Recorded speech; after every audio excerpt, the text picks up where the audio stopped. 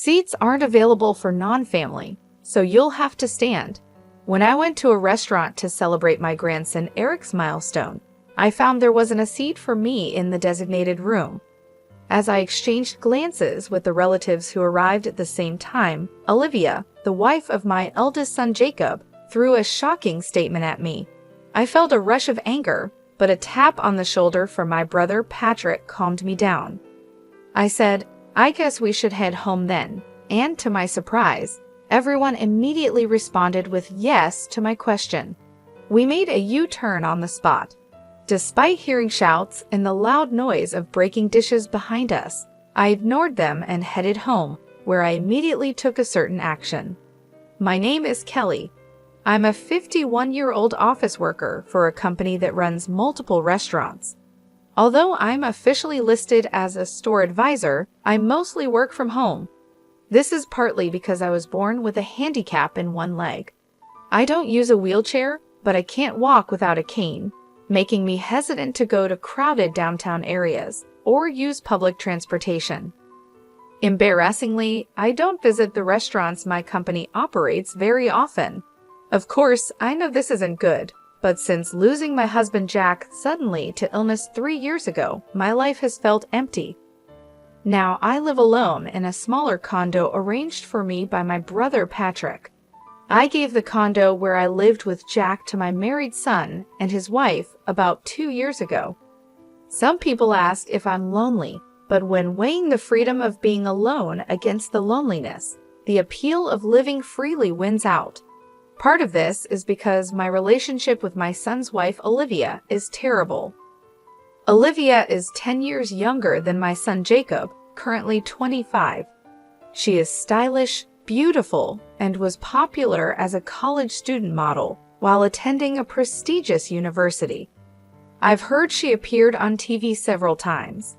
She was expected to become a news reporter with the title of Miss University, but she got pregnant with Jacob's child during the summer of her junior year, and they had a shotgun wedding. At first, she took a leave of absence from college with plans to return after giving birth, but she suffered from severe morning sickness and her health got worse. Olivia worried that her beauty would be ruined and threw a tantrum, saying, "I don't want to be seen in public looking like this," and dropped out of college. At the same time, she became irritable over her uncontrollable physical condition and started behaving hysterically towards my son Jacob. "Mom, please, no matter what I do, thinking it's for the best," Olivia just screams and rejects everything. The house is a mess, and it's bad for the baby's prenatal environment. "I need your help," begged Jacob. So my husband and I decided to live with our son and his wife in the large condominium we had bought, intending to live there until we died. However, living together turned out to be challenging as Olivia treated me like a servant with her haughty attitude. "Don't dawdle, bring me my smoothie and crackers to bed quickly. Haven't I told you numerous times how sick I feel if I wake up with an empty stomach because of my morning sickness?" she would yell. And when she wasn't yelling about that, she'd scream, "Why are you washing my clothes with your old hag's clothes? No matter how expensive the fabric softener is, it won't keep the old hag smell from transferring to my clothes." Seeing enough, Jack would scold her firmly. Is it common sense in this house to harass a pregnant woman? But she would just snap back. Even when Jack suggested that Jacob talk to her, Jacob would say, "It's impossible." Nothing makes sense to Olivia right now. "I wish you could just deal with it, Mom," laughing it off. As infuriating as it was, the fact that Olivia was pregnant made it so we had no choice but to endure her behavior. Had Jack been his usual self, perhaps he could have taken a firmer stand against Olivia and Jacob. But looking back, Jack's body was probably already being slowly ravaged by disease at that time. Olivia had cluttered Jack's study and living room, which should have been his places of relaxation after hard work, with her beauty devices, leaving no space to rest. Even trying to soak in the large bathtub we had ordered to relieve his fatigue was impossible. "Taking a bath with that old bugger gives me the chills. Just use the shower stall instead," she would say. I faced such verbal abuse, yet Jack would say, arguing with those two just tires me out more, deciding it was best to endure it himself. Seeing Jack's attitude, Olivia and Jacob, instead of reflecting, escalated their tyrannical behavior even further. As I busily managed the household chores, dragging my ailing leg around, they paid no mind. "I never want to end up like that disgraceful old hag, no matter how old I get," she said, insulting me to the visiting beautician while pointing at me. The beautician was at a loss for words at the sheer nastiness of their comments, but Olivia didn't care. "We really wanted to hire a younger servant, but you know how hard it is to find someone reliable these days, right? So we settled," she declared.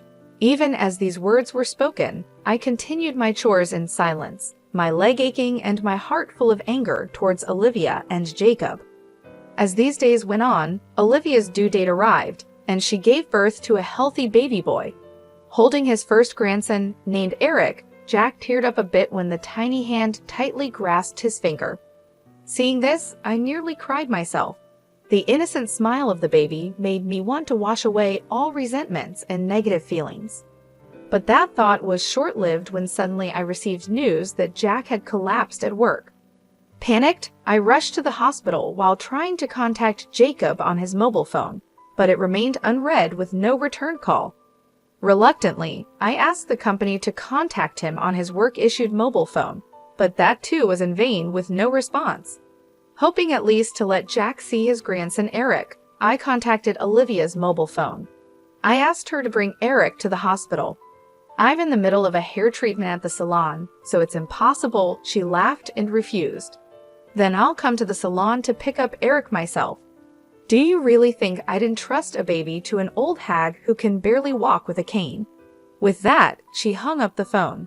Still, I didn't give up and kept calling Olivia and Jacob's mobile phones.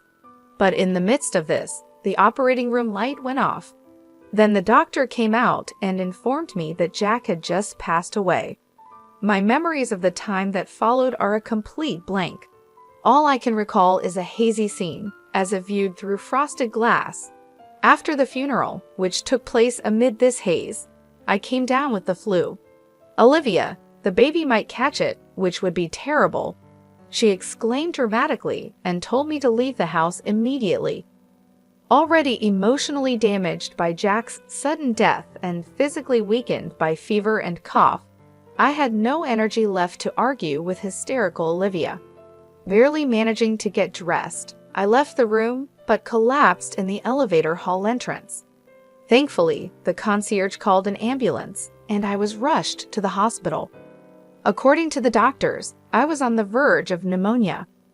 Later, my brother, his wife, and my nephew heard about my condition and took care of everything. "There's no need to visit the hospital.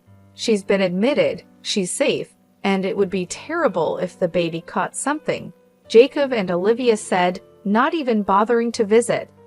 Outraged by their attitude, my nephew and his wife suggested I stay with them for a while instead of returning to the condo, where I'd just be exploited by Olivia again.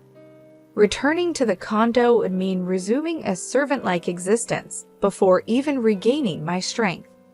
However, staying at my brother Patrick's house, where my sister-in-law's parents lived, was not an option due to infection prevention concerns. My nephew's offer was a welcome one. Deciding to accept their kind offer, I planned to first return to the condo to retrieve Jack's photos and personal items left behind. My nephew's wife, Helen, who was worried about the situation, decided to come with me. When we visited the condominium for the first time in about a month, we found it in a terrible state. What is this mess? Dirty glasses and dishes were piled up, and the garbage disposal was clogged. The living room was no different, with delivery food containers scattered everywhere. The bathrooms and bath were in a dire state as well. I wondered how they could raise a baby in such filth. As Helen and I stood there in disbelief, Olivia, apparently already drunk though it was just past 3:00 p.m., returned with a couple of friends. Noticing us standing in the living room turned into a garbage house, Olivia looked surprised for a moment, but then quickly put on her usual smirking face and said, "So you're finally back. Then get to cleaning this room right away." It got all messy because the old hag slacked off. Helen was furious at this brazen attitude. She quickly approached Olivia and said, "How dare you speak to Jacob's mom like that after all she has done for you? And you just kicked her out the moment she got the flu." But Olivia and her friends just laughed it off. Birds of a feather flock together. Friends of unreasonable people are unsurprisingly unreasonable themselves, they said. Then, as if they had a great idea, they added, "Why don't you just leave for good? This place is going to be Jacob's through inheritance anyway. The old hag can just go back to her parents' house." As Helen grew even angrier, I somehow remained calm. Considering their outrageous behavior so far, it was only a matter of time before Olivia and the others would try to drive me out. There was no reason for me to stay any longer with such unpleasant people, so I called Noah to ask for help, and we managed to move out all my personal belongings that had sentimental value that day. Still, when I looked back at the condominium for the last time, the memory of deciding this house would be where I'd die and Jack's smiling face when we made that decision brushed my heart. I'm sure Jack would understand this decision. I felt certain. After that, I moved into a condominium near my parents' home that Patrick had arranged for me and returned to my job, which had been on hold since before Jack passed away. I also adopted a rescue cat, which I couldn't have before due to Jack's allergy, and started living with it. Though Jacob and I work at the same company and see each other when I go to the office, we hardly ever talk. However, one day I received an unusual message from Jacob. Curious about the sudden contact, I read the message. It was about planning a milestone celebration for Eric at a restaurant this coming weekend. It seems Olivia has invited a large number of guests, including her parents, relatives, and friends. The balance will be off if no one from our side of the family attends, he said, wanting to invite me and the relatives. Why don't you ask Jack's side of the family then? I suggested, but it seems they had already refused. Indeed, Jack's relatives live quite far away, and it's not a distance easily traveled back and forth. Moreover, today is already Friday, and there's hardly any time to prepare to leave the house. It's understandable that they refused. I was about to refuse again when Jacob, sensing my hesitation, said, "I'm sorry for everything that's happened. For Eric's sake, could you consider a request?" Though I was indeed angry with Jacob and Olivia, Eric himself is innocent. Remembering how happy Jack was about Eric's birth, I considered it. I didn't want to spoil the celebration. After hanging up and giving it some thought, I decided to attend and sent Jacob a message to let him know. On the day of the celebration, my brother and his wife, my nephew and his wife, my uncle and aunt, their children, and other relatives gathered in front of the restaurant. Helen said, "I'm here today, not for that couple, but for Kelly." While calming her down, we were led to the room, the largest in the restaurant, with low tables and chairs. This setup would be difficult for me with my mobility issues, so I asked the staff for a chair that was a bit taller. However, Olivia interrupted. "There's no extra seat, so just stand," she said loudly with her arms crossed. Seeing Olivia's smirking face, I felt more dumbfounded than angry, wondering how she could be so mean even now. Then, impulsively, I called out to my relatives, "Shall we go back home then?" Without hesitation, they all responded, "Yes." The guests on Olivia's side became unsettled by this. Olivia's parents came forward, apologizing to me and my brother and his wife, while hurriedly scolding Olivia.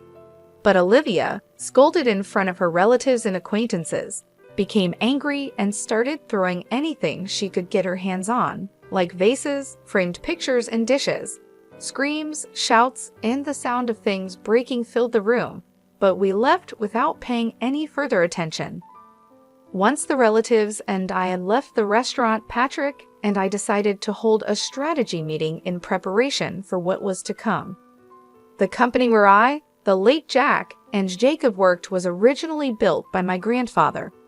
It's a family-owned business where our relatives own more than half of all shares, with my real brother Patrick currently serving as the CEO. Jack was Patrick's close friend since college and joined the company at Patrick's request after graduating.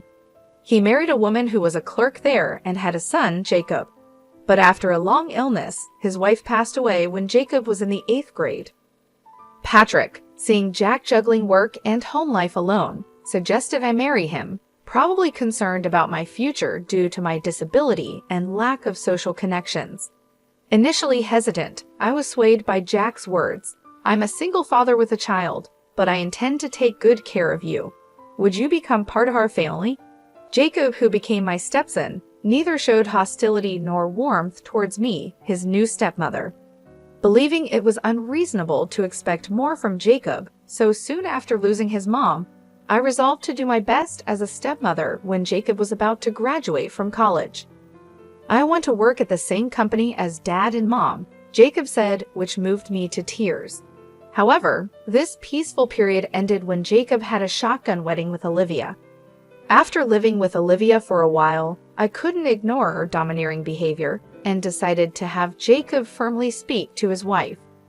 I waited for Jacob in the company's underground parking lot, but instead of seeing him alone, I saw Jacob with his arm around a married colleague, unaware I was standing just a pillar away. They were getting intimately close. The shock was enough, but then Jacob told the woman, "What if someone sees us here? We'd both get fired." She confidently replied, "I won't make such a mistake, and even if my affair gets exposed, the company can't fire me. After all, I'm the president's step-nephew." Unaware of my shocked state, Jacob continued, "My real mom was just a country girl, but my stepmother, even if just in name, is the company's executive vice president and the granddaughter of the founder. So she owns a significant share of the stocks and assets.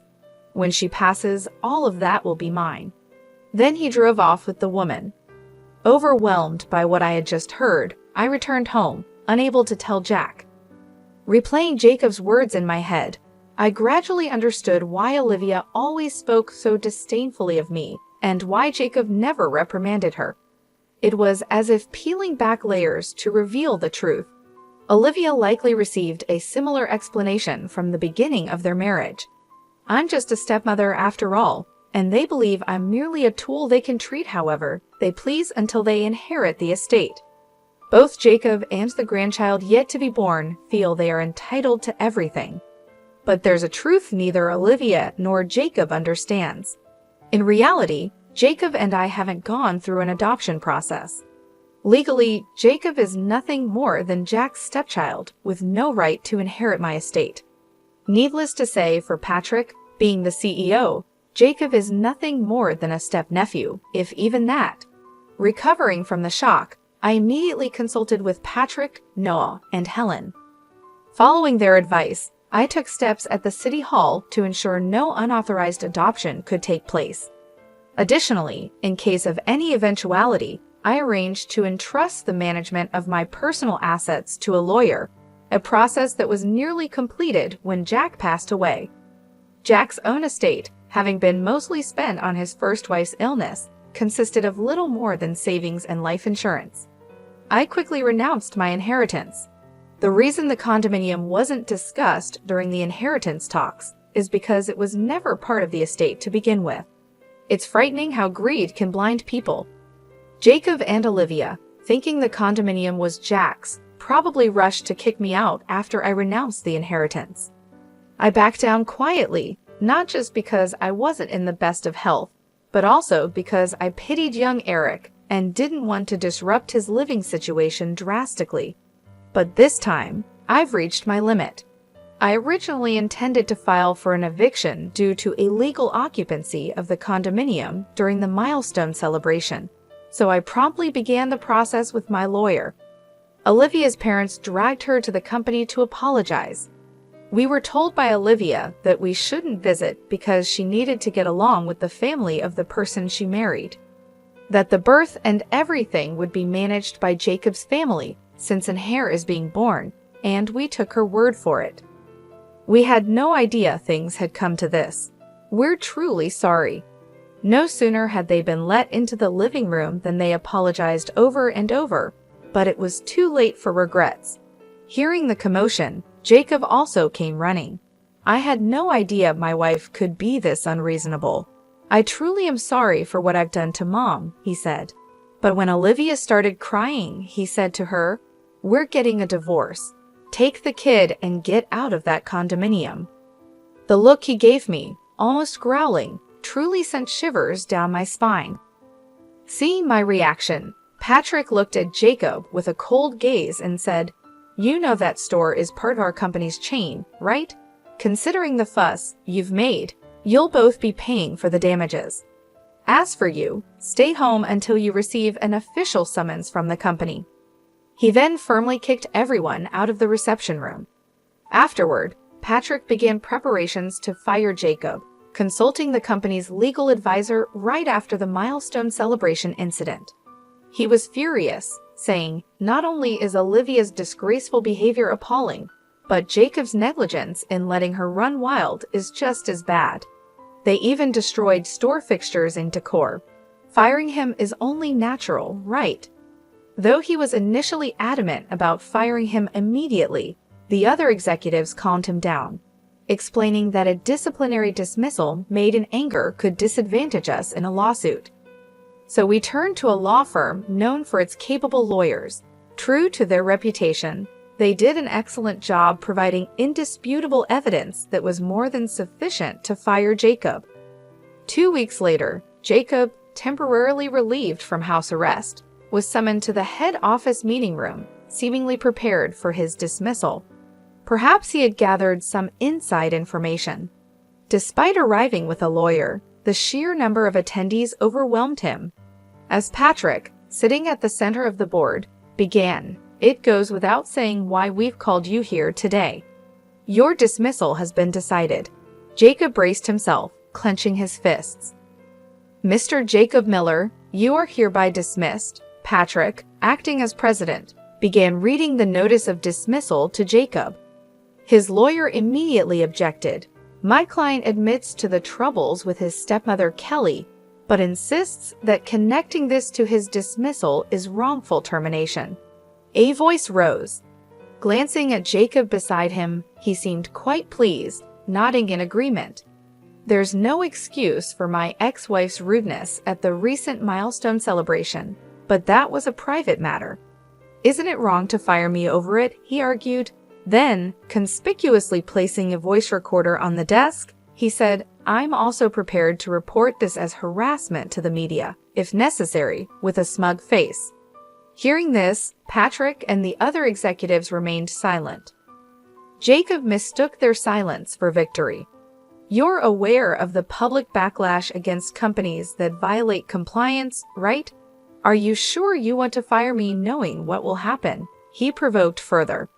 At this point, Jacob's lawyer, not showing the expected signs of disturbance, but rather a hint of a smirk, seemed puzzled.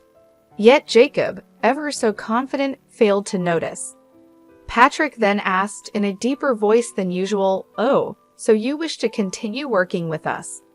That's a hard pass. However, if you wish for me to leave the company amicably, a certain amount of money as a settlement would be necessary," Jacob said, leaning forward on the desk with a smirk as if to challenge the surrounding executives.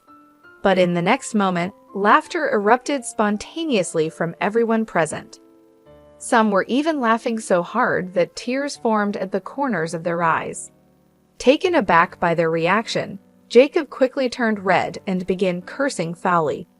His lawyer frantically tried to calm him down. The dismissal notice naturally includes the reasons for dismissal. I'll explain them now, and if you have any objections, we can discuss them afterward, Patrick declared, his presence overpowering Jacob and his lawyer into silence. Both sat down. Then a group in dark suits stepped forward, bowed slightly, and turned on the electronic blackboard in the center of the meeting room.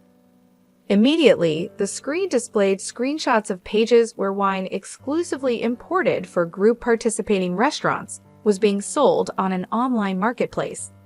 Next, the screen showed an enlarged photo of the wine seller's icon. The moment it was displayed, Jacob stood up quickly. "This isn't me," he exclaimed in desperation, turning pale, and for good reason. The photo used for the icon was a cropped selfie of Jacob. The screen neatly displayed the original photos alongside an image match rate of 101% written in red. Facing the lawyer, still unable to grasp the situation, a man from the group of dark suits stepped forward, introducing himself as part of the law firm hired by the company. "Let me explain the reasons for the dismissal notice. The reasons include embezzlement, harassment, undue pressure within the workplace using his executive position, leaking confidential company information, unauthorized absences, tardiness, loafing, and damaging the company's reputation through inappropriate use of a company car," he explained smoothly. He further added that the company's legal and accounting departments had been secretly investigating rumors of the wine, supposed to be sold exclusively in stores, being traded online. In the process, they identified the source account and, collaborating with the police and other relevant parties, discovered that the account was linked to Jacob's online banking account. Additionally, the inventory management department uncovered the existence of double books. Upon questioning, several employees confessed that they had been coerced into participating in the illegal activities by Jacob, who implied they would be fired if they did not comply. As this explanation unfolded, Jacob was sweating profusely, but his complexion turned even paler at the next images displayed. It was a video, seemingly taken secretly with a mobile phone, capturing Jacob as he subjected female interns and temporary staff to sexual harassment and unbearable words. Jacob's lawyer, standing by, couldn't take his eyes off the repeating video, mouth agape. Next shown were images of customer information meant for our company being sold to a rival company, and a USB drive containing original recipes alongside an envelope bearing the name of the rival company's legal counsel. Seeing this, Jacob's face turned from pale to ashen, and his hands trembled on the desk. Our lawyer continued without hesitation, explaining why the USB was transferred from the rival company. Actually, suspicions about the source of this confidential information had arisen even before it was utilized. Upon rechecking the acquisition method, it was found that an employee of the rival company had obtained it from Mr. Jacob Miller in exchange for a significant amount of cash, he explained. The rival company quickly dealt with the involved employee and returned the data to us, along with documents clarifying the factual situation. Jacob's lawyer, taken aback by the continuous revelation of Jacob's misdeeds, listened in stunned silence. However, our lawyer concluded with, "While it might seem superfluous to mention now, all these illegal activities have already led to the filing of criminal complaints. Perhaps instead of discussing settlement money, you should be preparing for a criminal defense," he said with a chilling laugh. Jacob's lawyer turned red-faced. "I've heard nothing of this from my client.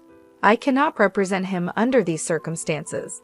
I resign," he exclaimed, glaring at Jacob before storming out of the room.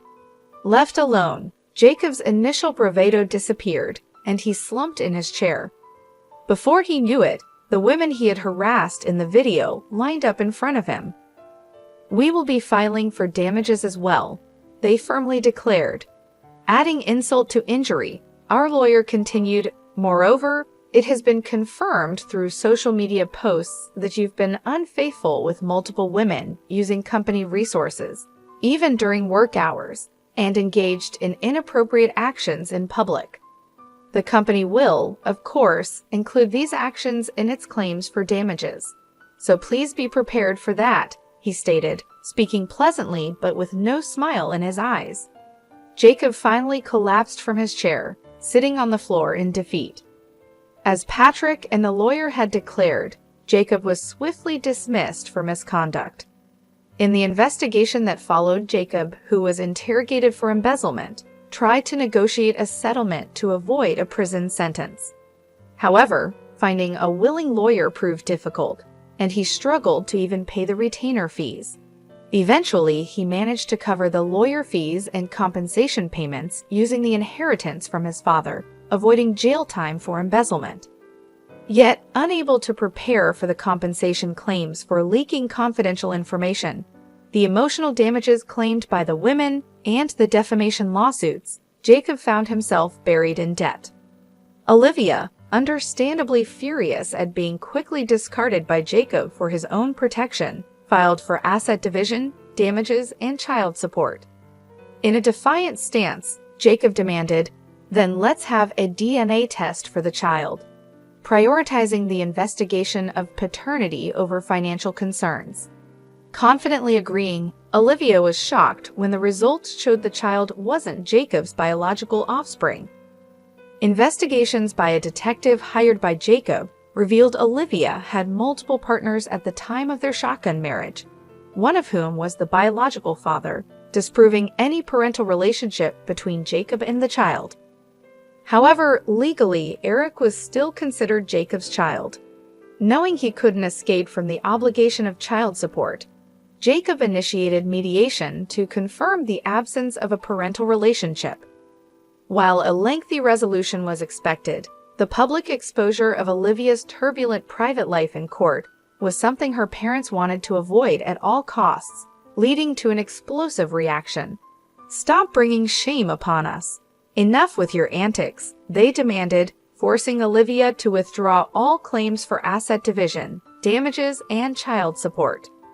Then Olivia, for reasons known only to her, demanded of Zachary, "You're the father of this child, so you should acknowledge paternity and pay child support."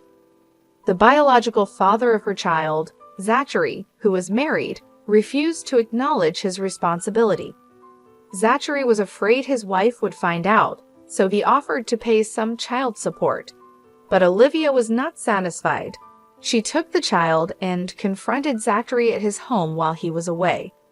"Don't you think it's terrible that your child and mine, sharing the same father, aren't acknowledged and don't receive proper child support?" she boldly stated. Zachary's wife, caught off guard by this revelation and already dissatisfied with her husband, promptly divorced him. She transferred all desirable assets, including a new house, savings, and stocks, into her name before kicking Zachary out with nothing. Initially, Olivia smirked at Zachary's divorce, thinking she could be the next wife. But upon learning he had lost all his assets and was ousted from his father-in-law's company, becoming unemployed, she quickly withdrew. Despite the cause being his own infidelity, Zachary felt his happiness had been destroyed and blamed Olivia. "All of this is her fault," he said. Ever since then, he has been relentlessly pursuing Olivia wherever she hides. Terrified by his obsession, Olivia's parents, to avoid collateral damage, took in only their grandson Eric and disowned Olivia, kicking her out of their home. Left with nowhere to go and no one to turn to, Olivia resorted to night work to support Zachary, now a drunk and unemployed.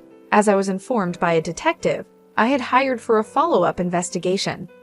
Meanwhile, Jacob, after all the trials had concluded, was left with a mountain of debt and alimony payments. A claim for me for the restoration costs of the condominium seemed to be the final blow. Trying to make a comeback proved futile as he couldn't find stable employment and resorted to juggling short-term jobs, inevitably falling behind on repayments. There was a time when he possibly couldn't afford a mobile phone and called from a public phone, pleading, "Please, I need help," but the call ended in silence after I remained quiet. Rumors suggest he was last seen being taken to a worksite by barely legal debt collectors, but his whereabouts since then remain unknown. As for myself, taking this experience into account, I've become more actively involved in work. I used to think of myself as a decorative executive, a burden to my family, contributing nothing. However, during this ordeal, the company's female employees encouraged me. Even with accessible stores, its true usability can't be known without directly asking the users. Kelly, you could surely bridge that gap. Have more confidence in yourself. Getting more involved in on-site work made me realize I had become a pro at finding reasons for why I can't do this or that's impossible. Regretting not realizing this sooner, I'm now 51 with 9 years left until retirement. Rather than mourning the irretrievable past, I'm determined to make the most of these next 9 years. My current goal is to earn an extension of my retirement from Patrick and our relatives, and to report this achievement to Jack, who has passed away.